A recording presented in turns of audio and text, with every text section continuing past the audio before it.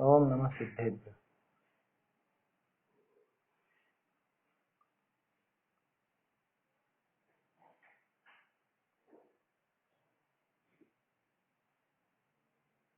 श्री जिन शासन गुरु नमो नाना विधि सुखकार, आत्महित उपदेश तें करें मंगलाचार, करें मंगलाचार। आत्मानुशासन ग्रंथ पर अपनी चर्चा चल रही है। बहुत बढ़िया प्रकरण है, वैराग्य पैदा करने वाला और सही समझ जगाने वाला प्रकरण है वास्तव में देखें तो। क्योंकि आई थी ना बात कि दूसरे के मरण में जो आकुल व्याकुल होता है वो स्वयं के मरण होने पर भी अत्यधिक आकुल व्याकुल होगा और वो खुद का समाधि मरण नहीं साध सकेगा और नहीं कर पाएगा तो समाधि मरण का जो फल होना चाहिए, इस भव का यश और अगले भव में सुख की प्राप्ति, सुगति की प्राप्ति, वो उसको मिलने वाला नहीं। तो सीधा सीधा इसका अर्थ क्या निकला कि भाई अत्यधिक शोक करना ये अच्छी बात नहीं है। किसी का वियोग हो, मरण हो या कोई वस्तु का बिछोह हो, उसके पीछे अत्यधिक आकुल व्याकुल होना, शोकाकुल होना ये उचित नहीं है, किसी भी दृष्टि से उचित नहीं है। इसके बाद फिर अपन ने देखा था कि हानि में जो शोक होता है उससे दुख होता है और लाभ में राग होता है उससे सुख होता है जीव को। मतलब उसको लगता है सुख, वास्तव में तो सुख होता नहीं है। इसलिए क्या करना, इसलिए हानि में भी अशोक रहना। अशोक माने बिल्कुल शोक रहित रहना हानि होने पर भी। वो ही जीव हमेशा सुखी रह सकता है, वो सुधी है। सुधी माने समझदार व्यक्ति, वो ही बुद्धिमान है जो उस हानि में भी इष्ट व्यक्ति की, इष्ट वस्तु की, इष्ट कार्य की हानि हो, वो नष्ट जाए, समाप्त हो जाए तो भी दुखी ना हो, है ना। कोई अपना प्रियजन बिछड़ जाए, कोई अपनी प्रिय वस्तु बिछड़ जाए, रुपए पैसे समाप्त हो जाए तो भी वो उसमें खेद नहीं करता, शोक नहीं करता। ये बात अपन ने 185 186 नंबर के छंद में देखी थी। इससे संबंधित एक छंद याद आया, उस दिन तो अपन बात नहीं कर पाए। मनमोदन पंचशती नाम का एक ग्रंथ है, नाम सुना नहीं होगा बहुत से लोगों ने। मनमोदन पंचशती कवि छत्र के द्वारा लिखा गया है और 500 छंद है, बहुत सुंदर सुंदर छंद हैं। उनमें से एक छंद ये बहुत बढ़िया है, क्या इसको सुनिएगा। ये जो 2 छंदों में अपन ने बात की है ना, ये इससे संबंधित ही बात यहाँ पर है। देखो मैं बोलता हूँ, ध्यान से सुनिएगा। हरो जाऊ धन ओ बिछुर जाऊ प्रियजन, नसी जाऊ तन क्यों न मेरे का हरज है। ए तो कर्म उदय सारो मिलत ओ बिछुरत, हमेशा की रीति कछु नयो नाम रज है। जिनके हिये में मोह करते हर्ष शोक, बिना मोह कौन का की रखत गरज है। मैं तो दृग ज्ञानमय ध्रुव पर देशवंत, मेरे हानि विरधि न मोह की लरज है। कितना सुंदर छंद है, सुनते ही बिल्कुल शांति आवे। हरो जाऊ धन, ये सारा का सारा धन हर जावे, है चोरी हो जाए, नष्ट हो जाए, घाटा लग जाए। और बिछुर जाओ प्रियजन, कि चाहे सारे के सारे प्रियजन हैं वो बिछड़ जाएं। कैसे बिछड़ जाएं कि या तो साथ में रहना छूट जाए अथवा मरण हो जाए, कुछ भी हो जाए। नसी जाऊ तन, और तो क्या कहें ये शरीर ही नष्ट हो जाए, क्यों ना मेरे क्या हरज है, मेरे क्या हरज, मेरे क्या फर्क पड़ता है उससे, मुझे उससे कोई फर्क नहीं पड़ता। समझ में आई बात? फिर से बोलता हूँ, नोट करना हो तो नोट कर लीजिएगा। हरो जाऊ धन ओ बिछुर जाऊ प्रियजन, नसी जाऊ तन क्यों न मेरे का हरज है। इसको टाइप करके ग्रुप पर चढ़ा देंगे नहीं तो। ये तो कर्म उदय सारो, क्या ये सारा का सारा तो कर्म का उदय है। कर्म के उदय के अनुसार मिलना और बिछुड़ना होता ही है, चाहे वस्तुएं हो, चाहे वो व्यक्ति हो, चाहे रुपए पैसे हो, चाहे कुछ भी हो, ये सब कर्म के उदय के अनुसार। ये तो कर्म उदय सारू, तो कर्म के उदय के अनुसार होता है। मिलत ओ बिछुरत, कर्म के उदय से मिलते हैं, कर्म के उदय से बिछड़ते हैं। हमेशा की रीति कछु नयो ना मरज है, कोई नया मर्ज है क्या, नई बीमारी है क्या? हमेशा की रीति, अनादिकाल से चला आ रहा है।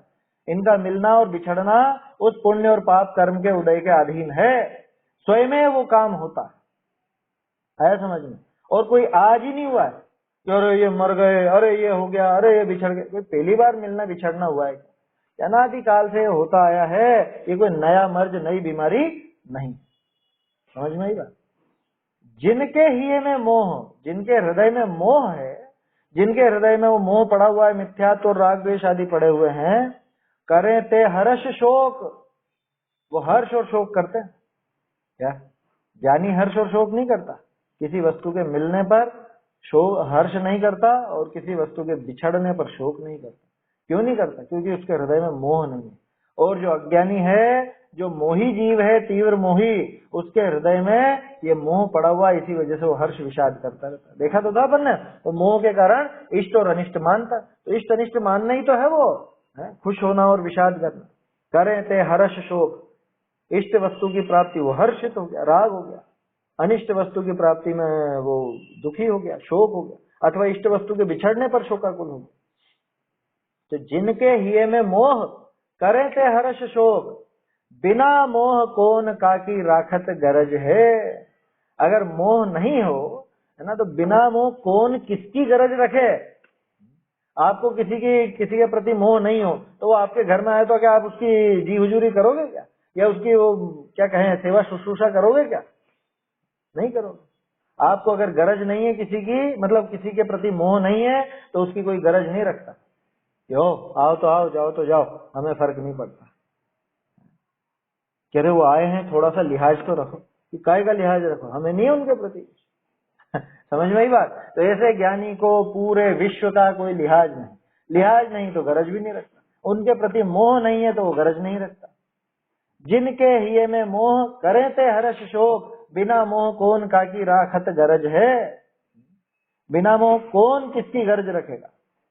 मैं तो दृग ज्ञानमयी, अब देखो ज्ञानी का चिंतन, मैं तो दृग ज्ञानमयी, ज्ञान दर्शन स्वभावी है ना अपन, ज्ञान दर्शन स्वभावी है, तो मैं तो दृग ज्ञानमयी, और कैसा, ध्रुव परदेशवंत, ध्रुव प्रदेशी हूँ, ज्ञान दर्शन से भरा हुआ हूँ, सदा काल रहने वाला हूँ, ऐसा मेरी हानि विरधि न मोह की लरज है। ध्रुव किसको बोलता है? जिसमें कोई घटबड़ नहीं होती। तो मेरे में कोई हानि नहीं हुई, मेरे में कोई वृद्धि नहीं हुई, मेरी हानि विरधि न मोह की लरज है। और ये कोई मोह का मुझ पर कोई प्रभाव नहीं पड़ता। ये ज्ञानी का चिंतन है। बहुत सुंदर छंद है, आया समझ? मनमोदन पंचशती 500 छंद है उसके अंदर है, उसमें से एक है ये। फिर से बोल लेता हूँ एक बार। हरो जाऊ धन ओ बिछुर जाऊ प्रिय जन, नसी जाऊ तन क्यों न मेरे का हरज है। ए तो कर्म उदय सारू मिलत ओ बिछुरत, हमेशा की रीति कछु नयो ना मरज है। जिनके हिये में मोह करते हर्ष शोक, बिना मोह कौन काकी राखत गरज है।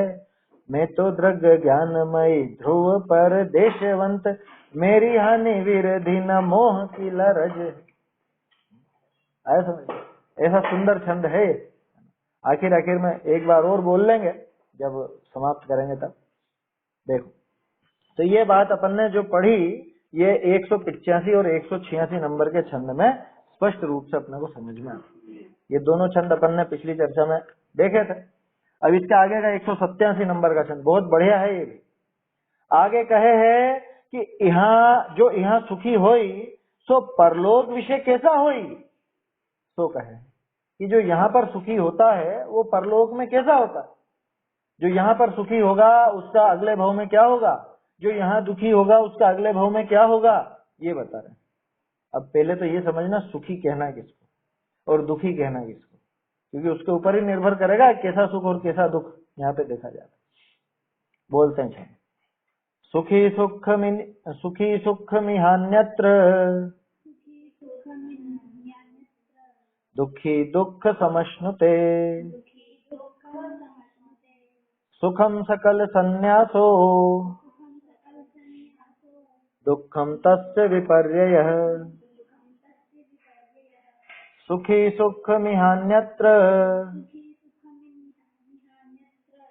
दुखी दुख समश्नुते, सुखम सकल संन्यासो, दुखम तस्य विपर्ययः। जो यहाँ सुखी वह वहाँ सुखी, जो यहाँ दुखी वह वहाँ दुखी।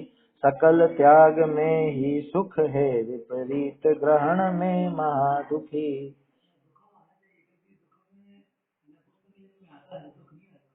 कहाँ पे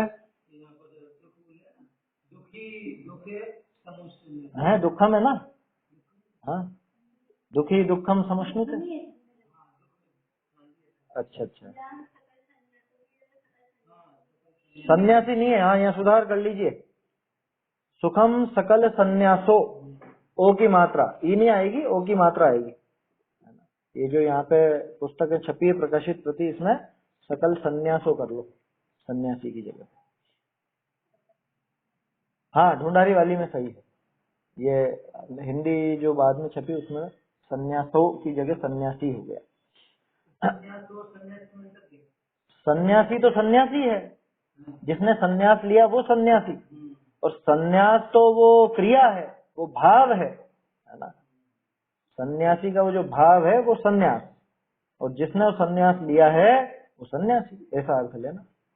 देखो क्या कह रहे हैं, सुखी सुखम, इस सुखी सुखम समश्नुते, इसी लाइन के आखिर में समश्नुता है ना, कि सुखी सुख को प्राप्त होता है।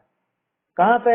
इह अन्यत्र, इह माने इस लोक में, और अन्यत्र माने अन्य भव में, अगले भव में भी। इस भव में भी और अगले भव में भी सुखी जीव सुख को पाता है, सुख को प्राप्त होता है।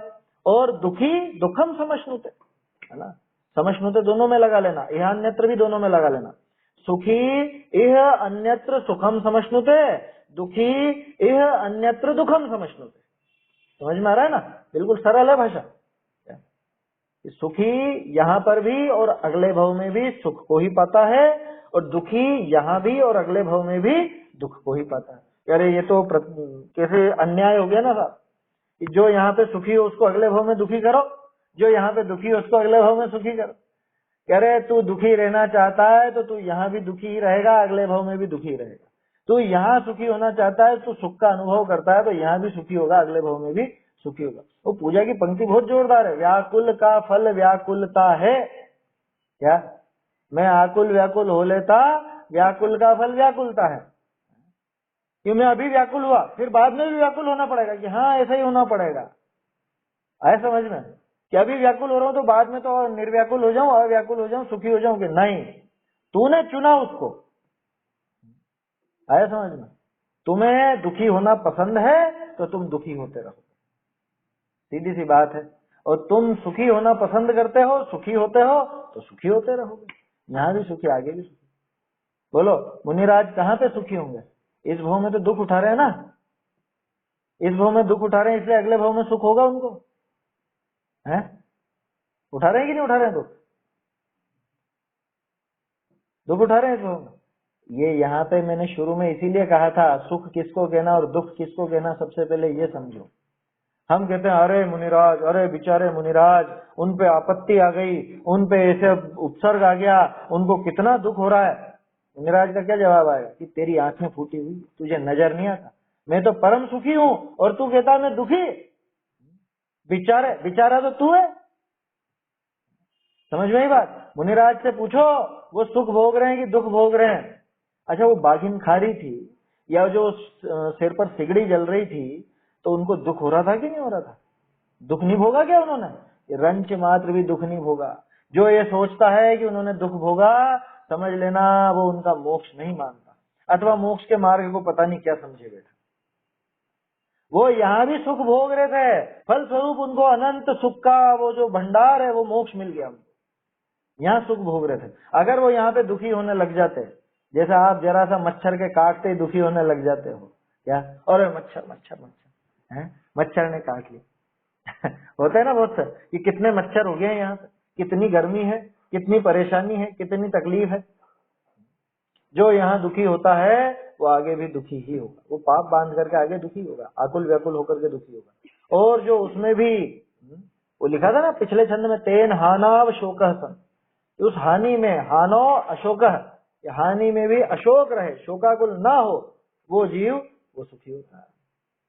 वो उस समय भी सुखी और आगे भी सुखी। कैसी विचित्र बात है।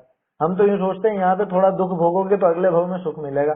अन्य मत में तो ऐसे ही उपदेश दिए जाते हैं ना, क्या कि तू यहाँ पे थोड़ा सा कष्ट सहन कर ले, अगले भाव में तुझे स्वर्ग में सुख ही सुख मिलेंगे। यहाँ भूखा रहे वहाँ खूब खाने को मिलेगा, यहाँ वस्त्र आदि का परित्याग कर वहां पे सबसे अच्छे वस्त्र आभूषण मिलेंगे, यहाँ ब्रह्मचर्य से रहे वहां देवियां मिलेंगी। ऐसा सिस्टम कहाँ से, किसने बनाया ऐसा? ऐसा है क्या? हमारे यहाँ तो सीधा सा है, उस मोह का राग द्वेष का अभाव करके अभी सुखी हो आगे भी सुखी होगा, तो यहाँ रागी द्वेषी हो आगे भी दुखी होगा। आया समझ में? जो यहाँ आकुल व्याकुल होगा वो आगे भी आकुल व्याकुल ही होता रहेगा, और जो यहाँ पर आकुल व्याकुल होना छोड़ेगा वो आगे भी उसके आकुलता नहीं आएगी, फल स्वरूप दुख नहीं आएगा। इतनी सीधी सी बात है। सुखी सुखम इहान्यत्र दुखी दुखम समश्नुते। अब लेकिन सुख क्या और दुख क्या, वो परिभाषा समझ लेना। सुखम सकल संन्यासो, सबके प्रति संन्यास का भाव है ना, सबको छोड़ने का जो भाव है कि सब छोड़ दूं फिर बाहर में, अरे सब बाहर में छूटना नहीं छूटना वो बात नहीं, लेकिन उसके प्रति मोह नहीं रहना, उसी का नाम संन्यास है। सुखम सकल संन्यासो, कि सबके प्रति संन्यास का भाव, विरक्ति का भाव, विरक्ति माने राग नहीं तो क्या द्वेष, कि नहीं न राग न द्वेष, किसी प्रकार का भी मोह नहीं रहे, उसका नाम है सकल संन्यास, उसी का नाम है सुख। और दुखम तस्य विपर्य है, और दुख उसका विपर्य है। समझ में आ रही बात? संन्यास नहीं होना माने मोह राग द्वेष आदि रूप रहना, वो है दुख, और मोह राग द्वेष के अभाव रूप जो प्रवृत्ति है वो है सुख। तो जो यहाँ पे ऐसे सुख को पाता है वो आगामी भव में भी सुखी होता है, यहाँ भी सुखी होता है और आगामी भव में भी सुखी होता है। और जो यहाँ पर उसका विपर्य माने उस संन्यास को ग्रहण नहीं करता, मोह राग द्वेष में ही बना रहता है, मोह राग द्वेष ही चलते रहते हैं, वो यहाँ भी दुख पाता है और आगामी भव में भी दुख पाता है। तो बोलो सुख की क्या परिभाषा, कि 5 इंद्रिय के विषय भोग मिल गए वो सुख है, अच्छा मकान मिल गया, अच्छा परिवार मिल गया, रुपए पैसे मिल गए वो सुख? कि नहीं, सुख तो है उन सबके प्रति संन्यास, उन सबके प्रति मोह टूटे, उसका नाम है सुख, उसका नाम है संन्यास, उससे सुख की प्राप्ति होती। कहाँ पे प्राप्ति होती है? इस भव में कि अगले भव में? कह रहे इस भव में भी और अगले भव में भी। समझ में ही बात? जिसके यहाँ कोई मोह नहीं है वो दुखी नहीं होता, भले बाहर में वो सामग्री हो चाहे ना हो, बाहर में वो करोड़पति अरबपति हो, लेकिन फिर भी दुखी नहीं देखे जाते। तो करोड़पति व्यापारी ने आत्महत्या कर ली, इतना दुखी हो गया, बताओ क्यों दुखी देखे जाते हैं? ये वो मोह पड़ा हुआ। क्या? हाँ, सबने आत्महत्या कर ली। ऐसे तो खूब किस्से सुनने को मिलेंगे, क्या डेली के यही काम, यही रोज एक दो किस्से तो यही सुनने को मिल जाते। कारण क्या, इस सारे दुख का कारण क्या है? कि असल में गड़बड़ क्या थी कि इन लोगों ने उन विषय भोगों में या उन विषयों की प्राप्ति में उस सामग्री की प्राप्ति को सुख समझा, और उस सामग्री की या उन विषय भोगों को छूटने का नाम दुख समझा। जबकि असली परिभाषा तो ये है, ये हमेशा ध्यान रखना, चाहो तो अंडरलाइन कर लो, चाहो तो अलग से नोट कर लो। सुख क्या है कि सकल संन्यास का नाम सुख है, और दुख क्या है कि उससे विपर्य का नाम दुख है। माने मोह राग द्वेष ये बने रहते हैं, ये विकारी भाव बने रहना, इसका नाम तो है दुख, ये उस संन्यास का विपरीत भाव। और मोह राग द्वेष का अभाव होना, मोह राग द्वेष नहीं होना, उसका नाम है संन्यास, उसका नाम है सुख। समझ में ही बात?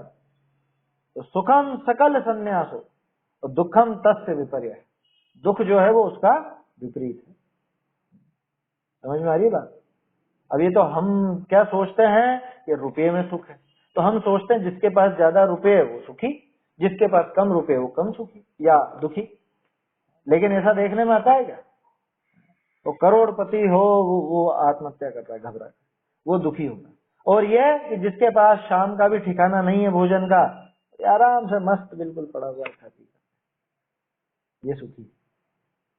सुखी है नहीं है वो बात अलग है, लेकिन वो उससे कम दुखी है, ऐसा कहना चाहिए। उसके नहीं माथे पे टेंशन, उसको नहीं आता आत्महत्या का विचार। उससे पूछो भाई अगले दिन खाना नहीं मिलेगा, नहीं मिलेगा, अगले दिन खा लेंगे। वो आराम से टेंशन फ्री है। मिलेगा तो ठीक, नहीं मिलेगा जो मिलेगा वो खा लेंगे, क्या फर्क पड़ता है। ऐसा ध्यान रखना, यहाँ अपन भक्ष भक्ष की चर्चा नहीं कर रहे हैं, यहाँ अपन बात कर रहे हैं बाहरी अनुकूलता प्रतिकूलता की। बाहर में अनुकूलता खूब मिल गई है ना, वो गद्दे मिल गए और वो सब बहुत अच्छा बढ़िया डनलप के गद्दे और एसी है। डनलप तो गया जमाना है, अब तो और टेक्नोलॉजी चल पड़ी है वो एसी मिल गया, कूलर मिल गया, पंखे मिल गए हैं, आलीशान बंगला मिल गया, बहुत रुपए पैसे मिल गए, हो जाएगा सुखी? अगर वो सुखी हो जाता तो डॉक्टरों के पास नींद की दवाइयां लेने क्यों जाता कि साहब नींद नहीं आती है, बहुत टेंशन रहती है। क्या बोलते हैं वो आजकल तो तरह तरह की दवाइयां चलती है ना, एंटी डिप्रेसेंट, डिप्रेशन में आ जाए तो डिप्रेशन की भी दवाइयां। ये क्यों क्यों चली, एंटी डिप्रेसेंट क्यों चली है? कि वो बाहरी वस्तुओं से उसने सुख समझा था, लेकिन उनमें से सुख मिला नहीं, उसको सुख मिल नहीं रहा उनमें से, और ये सोच रहा क्या क्या गड़बड़ कहाँ हो रही है। यहाँ गुणभद्राचार्य के पास ये बताएंगे कहाँ पे तेरी गड़बड़ है, क्या है असली सुख और क्या है असली दुख, और किसको तूने मान रखा है। ये मिथ्या मान्यता के कारण ही तो दुखी हुआ ना जी, और किस कारण से हुआ। जहाँ सुख है वहां सुख खोजता नहीं है, जहाँ सुख नहीं है वहां सुख माने बैठा है। जो वास्तविक दुख का कारण है उसको तो जानता नहीं, और जिनसे दुख का लेना देना नहीं उसको दुख का कारण मान बैठा, इस वजह से दुखी होता है। समझ में आई बात। असली सुख और दुख की पहचान करना बहुत जरूरी है। किसका नाम सुख और किसका नाम दुख? ये सकल संन्यास, उसका नाम है सुख। और सकल संन्यास माने मोह राग द्वेष का अभाव, मोह राग द्वेष ना रहे, उसी का नाम है सकल संन्यास, समस्त वस्तुओं के प्रति संन्यास का भाव। कैसे बना संन्यास शब्द? तोड़ो इसको, तोड़ो। कौन सा उपसर्ग लगा? सत, सत और न्यास। न्यास का क्या मतलब? न्यास माने बराबर स्थापित करना, है ना। बोलते वाक्य विन्यास, कि आपका वाक्य का विन्यास कैसा है, बनावट कैसी, तो न्यास माने स्थापित करना। तो सत न्यास, सच का न्यास, सच स्थापित हो गए, और सच स्थापित हो मतलब मोह राग द्वेष का अभाव अपने आप बन गया ना। तो संन्यास, सत प्लस न्यास, ऐसा ऐसा हो जो सकल संन्यास है, माने वस्तु स्वरूप को भली भांति जाने, वस्तु स्वरूप का भली भांति ज्ञान हो तो ये संन्यास होता है। उसी का नाम है सत न्यास, सच्चाई का न्यास। अपने हृदय में सच्चाई को स्थापित किया, जिसने वस्तु स्वरूप को जाना। क्या जाना? कि कोई भला कोई बुरा नहीं, वस्तु अपने स्वभाव है, अनादि निधन वस्तुएं भिन्न भिन्न अपनी अपनी मर्यादा सहित परिणमित होती हैं। कोई किसी के परिणमित कराने से परिणमित होती नहीं, कोई किसी के अधीन नहीं है। मैं अन्य का कर्ता धर्ता हरता नहीं, अन्य मेरा कर्ता धर्ता हरता नहीं। ये सारी बात दिमाग में आए, समझ में बैठे, इसका नाम है संन्यास। और जब ये संन्यास होता है तो मोह राग द्वेष के अभाव रूप आकुलता का अभाव होता है। समझ में आई बात? वो सन्यासी, ऐसे सन्यास को जो धारण करे वो सन्यासी। सन्यासी भी लिख रहे तो अंतर नहीं पड़ेगा? नहीं, सुखम लिखा ना, सुखम सकल संन्यास हो। हाँ, नहीं पाएगा, फिर आगे कुछ न कुछ क्रिया जोड़नी पड़ेगी ना। ये सन्यासी सुखम, आगे क्या? सन्यासी सुख को क्या यहाँ परिभाषा दे रहे हैं। सुख किसको कहा? सुख माने सकल संन्यास। वो तो मिसप्रिंट है, तो उस पर मत सोचो ज्यादा, क्योंकि ढूंढारी में देख रहे हैं ना अपन, ढूंढारी में तो सकल संन्यास स्पष्ट लिखा है, हस्तलिखित में भी है। तो सुख क्या? कि सुख जो है वो सकल संन्यास है। और दुख क्या है? कि दुख उसका विपर्य। उसका विपर्य क्या? कि सत को नहीं समझना, जो वस्तु स्वरूप है उसको नहीं समझना, ये संन्यास का विपर्य होगा। समझ में ही बात। सुखम सकल संन्यासो दुखम तस्य विपर्ययः। जो सुख है वो तो सकल संन्यास रूप है ना। इनको भली भांति इनका अभाव करना, मोह राग द्वेष का अभाव करना, और जो वस्तु स्वरूप है उस वस्तु स्वरूप को भली भांति स्वीकार करना, उसको हृदय में स्थापित करना, श्रद्धा में बैठाना, उसका नाम है सकल संन्यास। सुखम सकल संन्यासो और दुखम तस्य विपर्ययः। और जितने भी संसारी जीव हैं, मिथ्या दृष्टि जीव हैं, वो उसका विपर्य ही तो कर रहे हैं, उसका विपरीत ही तो कर रहे हैं। उस मोह का अभाव होना चाहिए था, ये उस मोह में दाखिल पड़े। वो राग द्वेष से दूर होना चाहिए, ये राग द्वेष में ही भरे हुए हैं। ऐसी विपरीतता बनी हुई है। देखो अर्थ पढ़ते हैं, इस लोक विषय जो सुखी हैं सो परलोक विषय भी सुख को पावे हैं। बहुरी इस लोक विषय दुखी है सो परलोक विषय भी दुख को पावे है ना। सीधी सी बात है, जो यहाँ सुखी वो आगे भी सुखी, जो यहाँ दुखी वो आगे भी दुखी। अब सोचो क्या होना है, हमको क्या प्राप्त करना है, ये सोच लो। तहाँ सर्व प्रकार वस्तु का त्याग, सर्व प्रकार वस्तु का त्याग सो तो सुख है। वस्तु का त्याग, सब तरह से वस्तु का त्याग कैसे? अरे वो जो भेद ज्ञान है ना कि ये मैं नहीं हूं, ये मुझसे न्यारा, ये हो गया त्याग। और क्या है? ज्ञान ही तो प्रत्याख्यान बताया। वो जो भेद ज्ञान हुआ, और सिर्फ अकेला भेद ज्ञान नहीं, वो श्रद्धा में बैठा है साथ के साथ, उसके साथ श्रद्धान भी बन जाता है वास्तव में मेरे में। वो जो भिन्नता जानी कि ये मेरे नहीं है, इतना ही हे पना होता है। और कैसा होता है हे पना, बताओ? ये मेरे नहीं है, अपना आप त्याग हो गया उसका। बाबूजी तो कहते थे कितनी बार कि अन्य वस्तु को गे बनाना या हे बनाना कैसा होता है?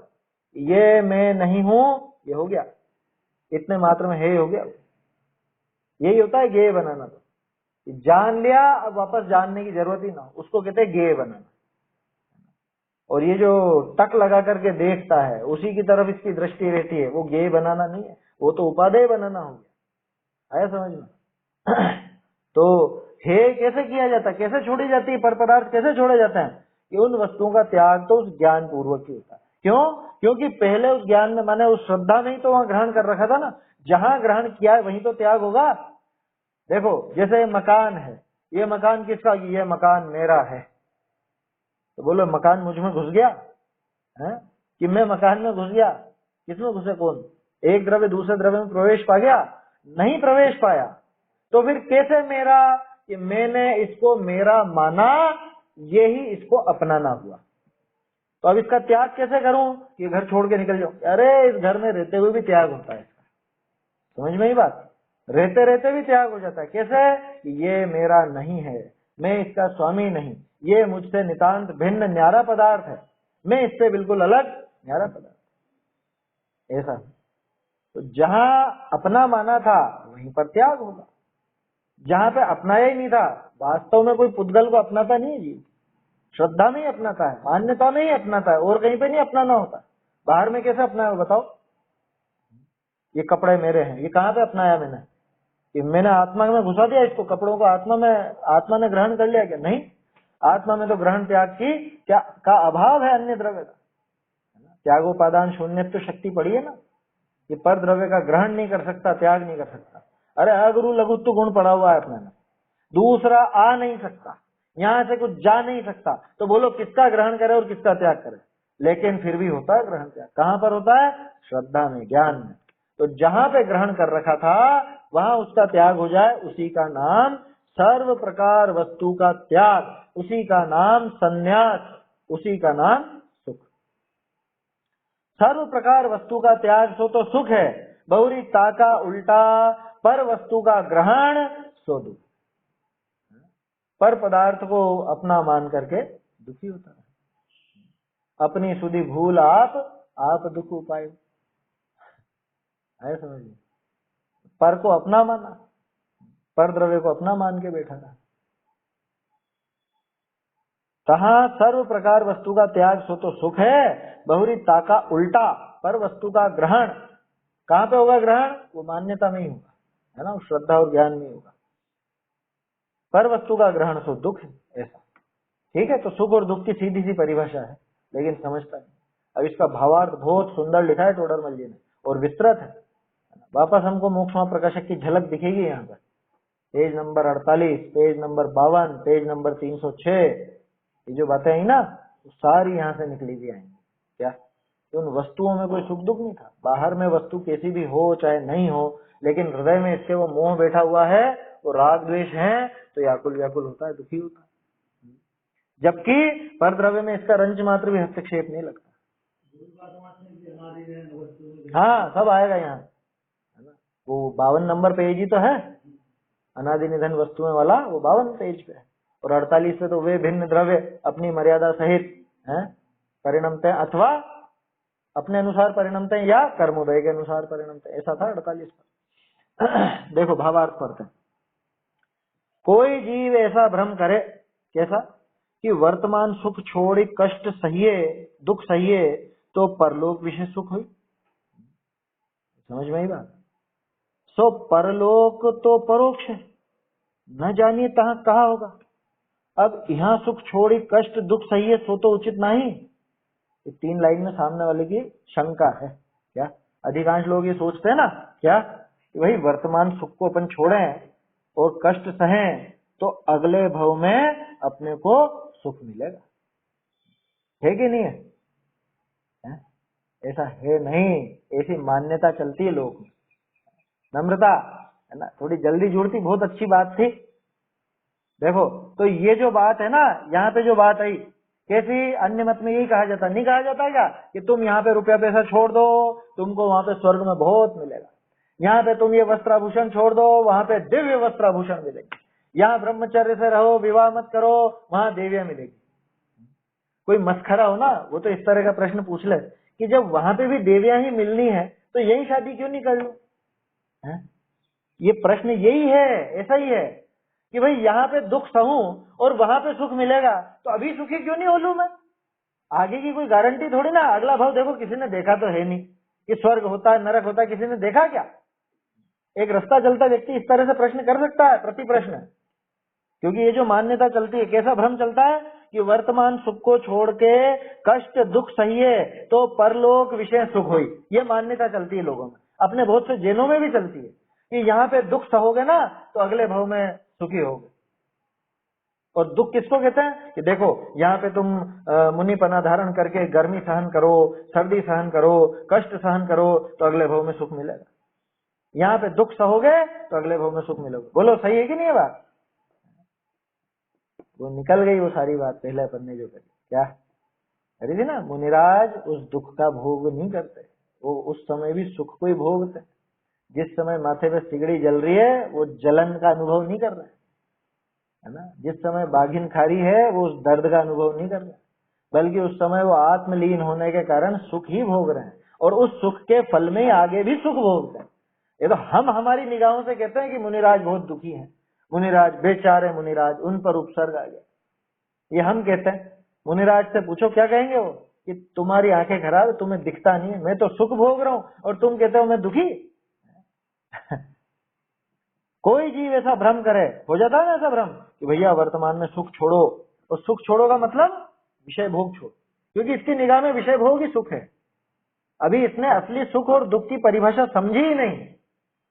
समझ में आ रही है ना बात? ये प्रश्न खड़ा क्यों हुआ, ये झंझट क्यों खड़ी हुई?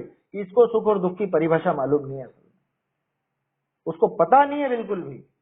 ये क्या सोचता है, देखो गर्मी है ना, गर्मी का मौसम है, पंखा कूलर एसी सब बंद कर दो, अपन गर्मी सहन करेंगे, अपन ये दुख सहन करेंगे तो आगे अपने को बढ़िया ठंडी ठंडी हवाएं मिलेंगी स्वर्ग में।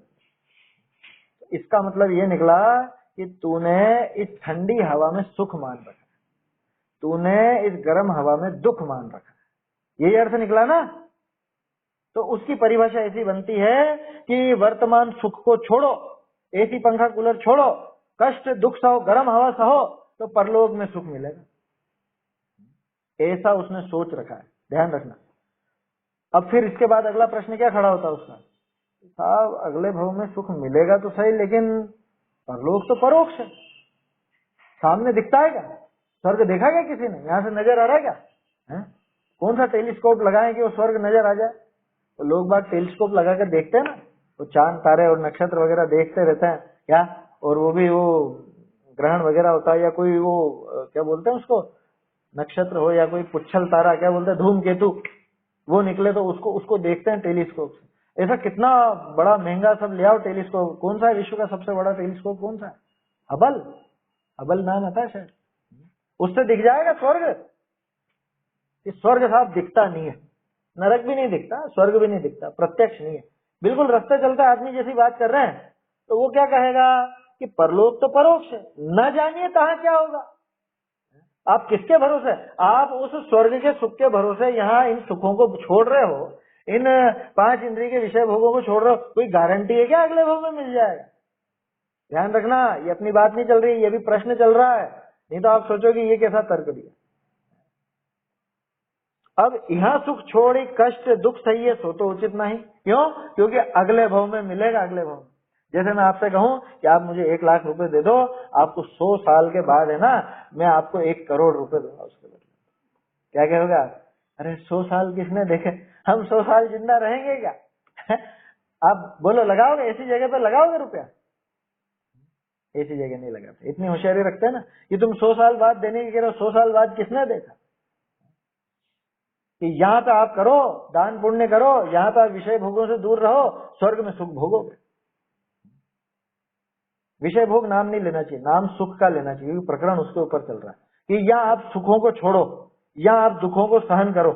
उसके दिमाग में सुख और दुख की परिभाषा ये है कि 5 इंद्रिय के विषय भोग मिले वो तो सुख, और 5 इंद्रिय के विषय भोग ना मिले वो कष्ट हो, प्रतिकूलता हो, वो दुख। ऐसी उसके दिमाग में सुख और दुख की परिभाषा। जबकि आचार्य देव ने कितना सरलता से यहाँ पे समझाया और बिल्कुल स्पष्ट परिभाषा दी कि उन विषय भोगों को, उन अनुकूलता प्रतिकूलता को सुख और दुख मत समझो। क्यों?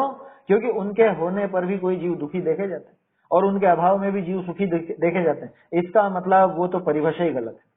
तो तुम जो कहते हो कि यहाँ कष्ट सहन करोगे तो आगे सुख मिलेगा है? या यहाँ पर सुखी होगे तो आगे दुख भोगना पड़ेगा, ये जो तुम कहते हो ये बिल्कुल गलत बात है। आया समझ में? हमने तो ये पढ़ा है, मैं आकुल व्याकुल हो लेता, व्याकुल का फल व्याकुलता। यहाँ पे दुखी होगा तो आगे भी दुख ही मिलेगा, और यहाँ पर सुखी होगा तो आगे भी सुखी मिलेगा। लेकिन वो सुख क्या और सुखी किसको कह रहे हैं वो जरूर समझ लेना। ता को समझाइए है। अब यहाँ पे टोडरमल जी का जवाब देखना, ये भावार्थ बहुत जबरदस्त है ना। इसमें क्लियर हो जाएगा कि उन विषय वस्तुओं का नाम सुख है या नहीं। जो लोग बाद में जुड़े हो ना वो पहले से पढ़ना इससे शुरुआत से। ता को समझाइए है जो यहाँ दुखी होई सो परलोक विषय सुख पावे, ऐसा तू भ्रम मति करे। ऐसा भ्रम मत कर कि जो यहाँ दुखी होगा वो आगे सुख पाएगा। जो यहाँ सुखी होई सो ही परलोक विषय भी सुखी होए। क्या? जो यहाँ सुखी होगा ना वही अगले भव में भी सुखी हो। बोलो, मुनिराज सुख का वेदन कर रहे थे कि नहीं कर रहे थे? जो मुनिराज केवल ज्ञान को प्राप्त हुए, अनंत सुख को प्राप्त हुए, वो क्या करते करते प्राप्त हुए? दुख को भोगते हुए प्राप्त हुए कि सुख को भोगते हुए प्राप्त हुए? बात समझ में आ रही है क्या कहना चाह रहे हैं? दुख को भोगते हुए कोई सुखी हुआ क्या आज तक? अरे देखो देखो वो दुखी थे तो सही है, वो क्या नाम था उनका, अपना सुकोशल स्वामी या गज कुमार जी या 3 पांडव, ये जो मोक्ष गए उनकी बात कर रहा हूं मैं। तो देखो था ना, इतना दुख था, उस दुख को भोगा तभी तो मोक्ष हुआ। कि नहीं, झूठ बोलते हो, उन्होंने वो दुख भोगा ही नहीं। तुम्हें दिखता है कि वो दुख भोग रहे हैं, वास्तव में वो दुखी थे नहीं। वहां उनसे पूछो क्या कर रहे थे साहब आप जब केवल ज्ञान प्राप्त हुआ? कि हम तो अनंत सुख का उपभोग कर रहे थे। जब ये अनंत सुख प्रकट हुआ तब हम सुखी थे।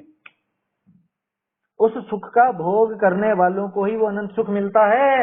ये समझना, नम्रता। समझ में नहीं आए तो पूछना क्या बात चल रही है।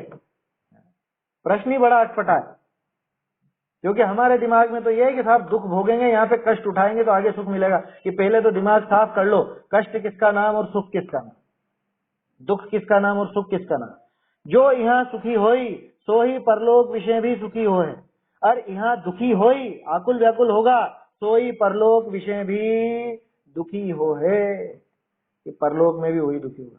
यहाँ प्रश्न कि जो शास्त्रनी विषय तो ये प्रसिद्ध है, जो विषय सुख सेवे सो दुख को पावे, और तपश्चरण आदि कष्ट को सहे सो सुख को पावे, तुम कैसे कहो?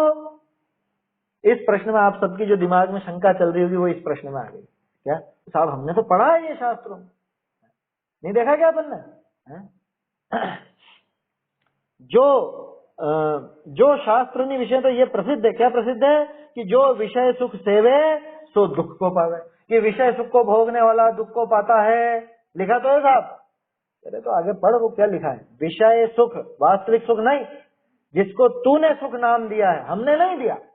हम उसको सुख नहीं कहते। तुझे लगता है उस पंखे कूलर एसी में सुख, तुझे लगता है वो 5 इंद्रिय के विषय भोगों में सुख, हम थोड़ी ना कह रहे हैं उसको सुख। हम तो तेरी भाषा में समझाने के लिए कहते हैं विषय सुख, वास्तव में वो विषय सुख नहीं। गाथा है ना प्रवचन साहब जी में, विषय सुख सुख नहीं दुख है, विषय नहीं इंद्री, इंद्री सुख सुख नहीं दुख है, विषम बाधा सहित है, सपरम बाधा संयम, विच्छिन्नम दुखमेव तहा, ऐसी गाथा थी। आया समझ में? क्या कह रहे हैं? जो शास्त्र ने विषय तो ये प्रसिद्ध है, जो विषय सुख सेवे सो दुख को पावे। जो विषय भोगों में अटकेगा वो दुखी होगा, विषय सुख को भोगेगा वो दुख पाएगा। और तपश्चरण आदि कष्ट को सहे, तपश्चरण आदि कष्ट को जो सहता है सो सुख को पावे। तुम कैसे कहो हो? आप कैसे कह रहे हो कि साहब सुखी जो है वही आगे सुखी होगा और जो दुखी है वही दुखी होगा? हमने तो ये देखा है शास्त्रों। अब मैं आपसे पूछता हूं, बंध तत्व संबंधी भूल क्या है? संवर तत्व और निर्जरा तत्व संबंधी भूल क्या है? आत्म हित हेतु विराग ज्ञान ते लखे आपको कष्ट दान। किसको कह रहा है कष्ट? उस वैराग्य को, उस ज्ञान को। वो जो तपश्चरण आदि कष्ट, तपश्चरण आदि कष्ट लग रहा माने इसके संवर तत्व संबंधी भूल पड़ी नहीं है। शुभ अशुभ बंध के फल मझार, रति अरति करे निज पद विसार। किसको सुख बोलता है? जो 5 इंद्रिय के जो विषय सुख मिल गए, विषय भोग मिल गए, उनको कहता है सुख। और तपश्चरण आदि जो सुख के हेतुभूत हैं उनको कहता है दुख। उल्टा है ना, भूल कहा ना उसको, भूल। बोलो ये है कि नहीं है संवर तत्व संबंधी भूल, निर्जरा तत्व संबंधी भूल? जो शास्त्र ने विषय तो ये प्रसिद्ध है कि विषय सुख को सेवे सो दुख को पावे, और तपश्चरण आदि कष्ट को सहे सो सुख को पावे। तुम कैसे कहो कि जो यहाँ सुखी है वो आगे सुखी होगा, जो यहाँ दुखी है वो आगे दुखी होगा? हमने तो यही पढ़ा कि यहाँ दुख सहो तुमको आगे सुख मिलेगा, और यहाँ सुख से सुख को दूर करो आगे सुख मिलेगा। हमने तो यही पढ़ा।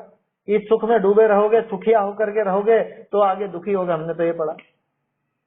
ये अभी सामने वाला कहता है। तोडरमल जी का जवाब देखो, ता का उत्तर कि तू तो बाह्य सामग्री ते सुख दुख माने है, सो तेरे भ्रम है। शुभ अशुभ बंध के फल मझार, बंध तत्व संबंधी हो, रति अरति करे, ये आगी ना बात। बाह्य सामग्री से सुख दुख मानता है। शुभ अशुभ बंध के फल में मिलती है ना, पुण्य और पाप के उदय में बाहरी सामग्री प्राप्त होती है, अनुकूलता प्रतिकूलता प्राप्त होती है। उसमें इसने भला माना बुरा माना, ये इसकी बंध तत्व संबंधी है ना। और आत्मा के हित की जो कारणभूत थे उनको ये कष्टदायक जानता है। तू तो बाह्य सामग्री से सुख दुख माने है सो तेरे भ्रम है। तू जो बाहरी अनुकूलता को सुख कहता है, तू जो बाहरी प्रतिकूलता को दुख कहता है, ये तेरी नजर में खोट है। बोलो रुपए से सुख होता है कि नहीं होता है? रुपए से सुख हो तो जिसके पास सबसे ज्यादा रुपए वो सबसे ज्यादा सुखी होना चाहिए। जिसके पास कम रुपए वो कम सुखी होना चाहिए। जिसके पास रुपए पैसे ही नहीं वो दुखी होना चाहिए। मुनिराज को दुखी होना चाहिए। अगर रुपया पैसा सुख है, रुपए पैसे से सुख है, तो मुनिराज के पास कहाँ है रुपए पैसे? है क्या? अरहंत भगवान के पास कितने रुपए हैं? सिद्धों के पास कह रहे उनके पास तो है ही नहीं। तो इसका मतलब रुपए पैसे में सुख नहीं है। और वस्तुएं लगा लो, रुपए पैसे तो एक नाम लिया है अपन ने, बाकी चीजों भी को भी लगा सकते हो। बोलो स्वस्थ शरीर रहे, शरीर के स्वस्थ रहना तो पहला सुख निरोगी काया, हमने तो पढ़ा है। शरीर स्वस्थ रहे तो हम सुखी। और शरीर में रोग आ जाए, कोई बीमारी आ जाए, ब्लड प्रेशर हो या डायबिटीज हो या थायराइड हो या पता नहीं क्या क्या बीमारियां चलती रहती है ना आजकल। तो क्या बोलते हैं उनको, लाइफ स्टाइल बीमारियां। लाइफ स्टाइल गड़बड़ होने के कारण वो बीमारियां खड़ी हुई हैं। तो वो हो तो दुखी, शरीर स्वस्थ रहे तो सुखी। अरे मुनिराज के शरीर में कितनी पीड़ा, कितनी तकलीफ। वहां वो संत कुमार जी थे ना, कोढ़ हो गया। बोलो सुखी कि दुखी है? परम सुखी, कोढ़ होने में परम सुखी। अरे तुमको कोढ़ से दुख दिखता है, मुनिराज को कोढ़ में दुख नजर नहीं आता। शरीर के निरोगी रहने में सुख नजर नहीं आता। सुख जहां है वहां से निकलेगा ना, वहां मिलेगा ना। और हम मूर्खों की तरह जहां पे सुख नाम का गुण ही नहीं है, जिन चीजों में सुख नाम का गुण ही नहीं है, उनमें सुख ढूंढता है। बोलो रुपया पैसा कौन सा द्रव्य है? वो जो सिक्के हैं, नोट है, वो कौन सा द्रव्य है? उद्गल है। उद्गल में क्या मिलेगा? स्पर्श मिलेगा, गंध मिलेगा, वर्ण मिलेगा, है, उसका रस होगा, कुछ ना कुछ ये चीजें मिलेंगी उसके अंदर। उसमें सुख नाम का गुण है क्या जो उनमें से सुख मिल जाएगा? बाहर की जितनी वस्तुएं हैं, जो भी हो, चाहे अनुकूल सामग्री हो चाहे प्रतिकूल सामग्री हो, वो सारी की सारी पुद्गल है ना। उस पुद्गल में सुख नाम का गुण ही नहीं है, तो उसमें से सुख कैसे मिलेगा? या दुख भी कैसे मिल जाएगा? जो तू बाहरी वस्तुओं से सुख या बाहरी वस्तुओं से दुख मानता है, तो तेरा ये भ्रम है। क्या कह रहे हैं? तू तो बाह्य सामग्री ते सुख दुख माने है, सो तेरे भ्रम है। बहुरी हम कहे हैं, जो अपने परिणाम आकुलता रहित होई सो तो सुख है, और आकुलता सहित होई सो दुख है। क्या है सुख दुख की परिभाषा? नहीं बोलते हो क्या आप? आत्म को हित है सुख, सो सुख कैसा? सो सुख आकुलता बिन कहिए। आकुलता के बिना वो सुख होता है, और वो सुख आत्मा का हित है। समझ में आ रही बात? आत्मा का हित किसने कहा? आत्मा का हित मोक्ष ही है, आत्मा का हित सुख ही है। आएगा मोक्ष प्रकाशक में 9वें अधिकार में, शुरुआत में ये प्रकरण है, आत्मा का हित मोक्ष ही है। ऐसा आत्मा का हित सुख है ना। वो सुख कहाँ पे मिलेगा बताओ? रुपए पैसे में मिलेगा? किसमें मिलेगा? सोने चांदी में? क्यों नम्रता, किसमें मिलेगा अपने को? वो मैं आभूषण बनवा लूं उसमें कि घूमने फिरने जाए वहां पर कहाँ मिलेगा सुख? कि जहां होगा वहीं मिलेगा ना। मैं चम्मच से दूध को ऐसे हिलाता जाऊं हिलाता जाऊं हिलाता जाऊं, मीठा हो जाएगा ना? है क्यों मीठा क्यों नहीं होगा? मैं पूरा का पूरा उसको हिला रहा हूँ, फेंट रहा हूँ, घोट रहा हूँ, उसको मीठा क्यों नहीं हो रहा? उसमें है नहीं मीठापन। मीठापन उस शक्कर में है, उस शक्कर का गुण है, तो उसमें से निकल के आएगा। आया समझ में? और वो जो स्वाद आ रहा है वो शक्कर का ही स्वाद आ रहा है, मीठा। दूध का स्वाद वैसा नहीं है जैसा वो शक्कर का है। न्याय उदाहरण समझ में? अरे वो बालू है ना, बालू, बालू रेत, उस बालू रेत को कितना पेले, कितना उसको वो मिक्सी में घुमाए, कितना उसको मशीन में बिल्कुल दबा करके निचोड़ दें कि उसमें से तेल निकल आवे, मिलेगा क्या? रज रेत पेले रात दिन है ना ऐसा उसके अंदर 12 भावना में, कि रात दिन उसको पेलता रहे तो भी तेल ज्यों पाता नहीं, उसमें तेल नहीं निकलेगा, एक बूंद भी तेल नहीं निकलेगा। बोलो निकल जाएगा? नहीं निकल सकता, बिल्कुल नहीं निकल सकता। क्यों नहीं निकल सकता? कि उसमें है नहीं, वो उसमें तेलीयता है नहीं। जबकि देखो तेल भी पुद्गल और वो भी पुद्गल, लेकिन फिर भी नहीं निकल रहा, उसमें गुण नहीं है ना वैसा, उसमें वो स्निग्धता का गुण नहीं है, तो तेल निकलने वाला नहीं। ठीक उसी तरह से बाहरी जो ये विषय भोग हैं, 5 इंद्रिय के विषय हैं, इनमें से सुख मिलने वाला नहीं। और इसने मान क्या रखा है? इनमें सुख। क्यों नहीं मिलने वाला उनमें से सुख? क्योंकि उनमें सुख नाम का गुण नहीं। सुख नाम का गुण कहाँ पर है? कि जहाँ सुख नाम का गुण है वहीं पर सुख और दुख की पर्याय होंगी। सुख नाम का गुण जीव में है, आत्मा में, मुझ में है, तो मुझ में से निकलेगा, उसमें से नहीं निकलेगा। गर्मी बहुत है, पंखा चलाओ, पंखे से सुख आएगा? है ये पंखे में सुख है नहीं, उसमें से निकलेगा कहाँ से? इसी गर्मी में, इससे भी ज्यादा गर्मी में जीव सुखी है, जो अपने आत्मा का अनुभव कर रहे हैं, जिनको भट्टी में जला दिया गया, जिनको गरम गरम आभूषण पहना दिए गए, ऐसे पांडव गज कुमार जी जिनके माथे पे सिगड़ी जला दी गई, उनके मुकाबले है क्या गर्मी? लेकिन वो सुखी, बताओ। और हम एसी में बैठ करके भी दुखी। तो इसका मतलब कि तेरी ये भ्रम चल रहा है तेरा। कौन सा? तू जो बाह्य सामग्री ते सुख दुख माने है, सो तेरे भ्रम है, वो तो तेरा भ्रम है भैया। तू जो बाहरी सुख दुख से सुख, बाहरी वस्तुओं से सुख दुख मानता है, ये तेरा भ्रम। इसको सुधार। आया समझ में? ये अभी बाकी है भावार्थ, अपन आगे का नहीं देख रहे हैं अभी, इसको ढंग से आप लोग देखते आइएगा। इसके साथ में अगर देखना है तो मोक्ष प्रकाशक पेज नंबर 48, पेज नंबर 52, 306 ये साथ में पढ़ करके आए तो आपको स्पष्ट समझ में आएगा। ये 187 है ना अपना, 187 छंद चल रहा है, 187 है ना। ये छंद पढ़ करके आना, बहुत बढ़िया है। ये वस्तु स्वरूप समझाने का है और सीधा है, बिल्कुल सीधा। क्या? कि जिसको सुखी होना है तो अभी भी सुखी हो, क्योंकि सुखी को ही सुख मिलेगा, जो दुखी हो रहा है उसको दुखी मिलेगा। पिछले छंदों से जोड़ के देखना कि तू यहाँ रोता पीटता है तो आगे भी रोएगा पीटेगा, तू दूसरे के वियोग में विलाप करता है तो खुद के उसमें भी भयंकर विलाप करेगा। देखा था ना अपन ने 185-86 में है? देखो तो 185-86 छंद में जो अपन ने बोला उसके संबंध में एक छंद मैंने अभी सुनाया था शुरू में, जो लोग बाद में जुड़े उनके लिए वापस से सुना देता हूँ, इसीलिए सोचा था बाद में एक और बार सुना दूंगा।